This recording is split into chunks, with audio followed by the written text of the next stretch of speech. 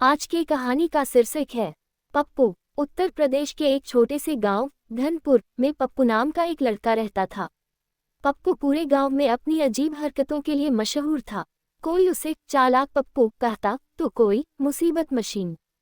पप्पू का एक सपना था बिना मेहनत किए अमीर बनना, लेकिन समस्या ये थी कि पप्पू काम से बहुत दूर भागता था।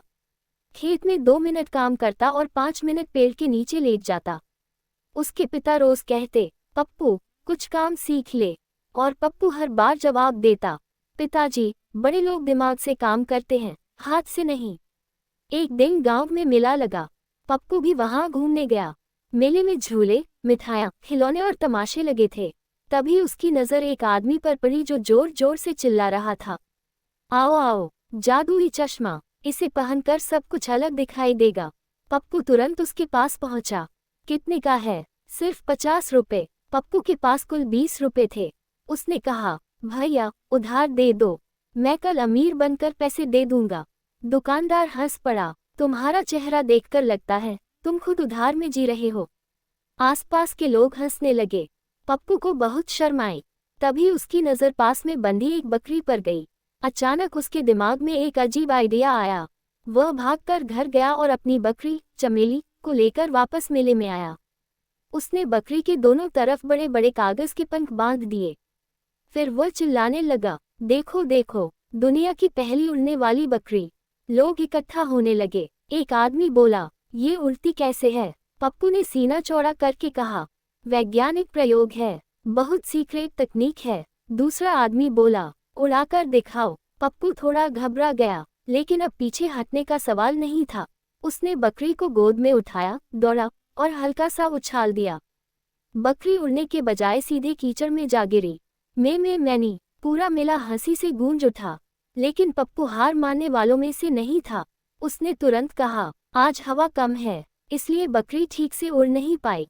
भीड़ में खड़े मास्टर जी बोले, तो कल तेज हवा में हवाई जहाज बना देना इसे।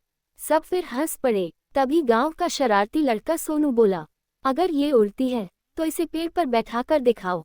पप्पू ने सोचा, अब तो इज्जत गई। लेकिन तभी चमेली बकरी अचानक रस्सी छुड़ाकर भागी। पप्पू उसके पीछे भागा। पूरा गांव पीछे पीछे दौड़ने लगा। बकरी सीधे मिठाई वाले की दुकान में घुस गई। उसने रसगुल्ले खाना शुरू कर दिए। मिठाई वाला चिल्लाया, अरे पकड़ो, मेरी दुकान लूट ली। पप्पू बकरी पकड़ने गया, लेकिन उसका पैर फिसल गया और वह सीधे जलेबी के बड़े तवे के सामने जा गिरा। उसका चेहरा पूरा मैदे से सफेद हो गया। लोग पेट पकड़कर हंस रहे थे।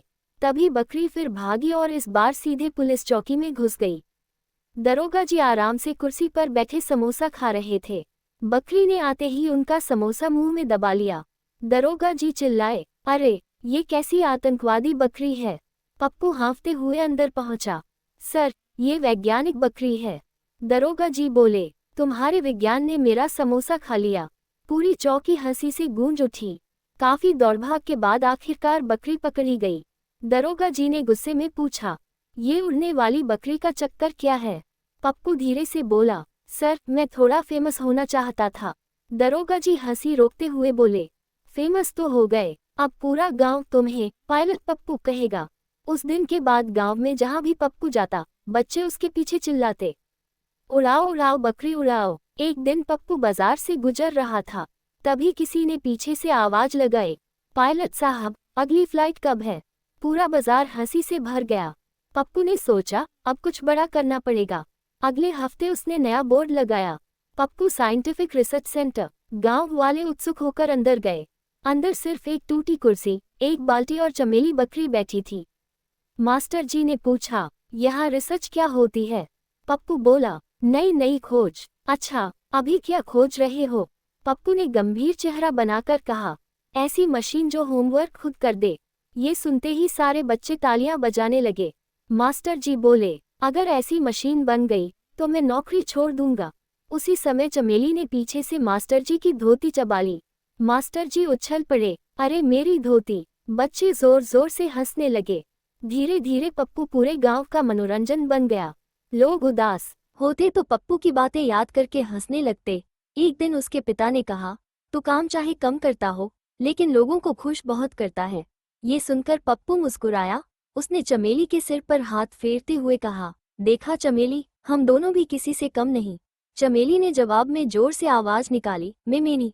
और पप्पू डरकर पीछे कूद गया क्योंकि उसे लगा शायद अब बकरी सच में उड़ने वाली है।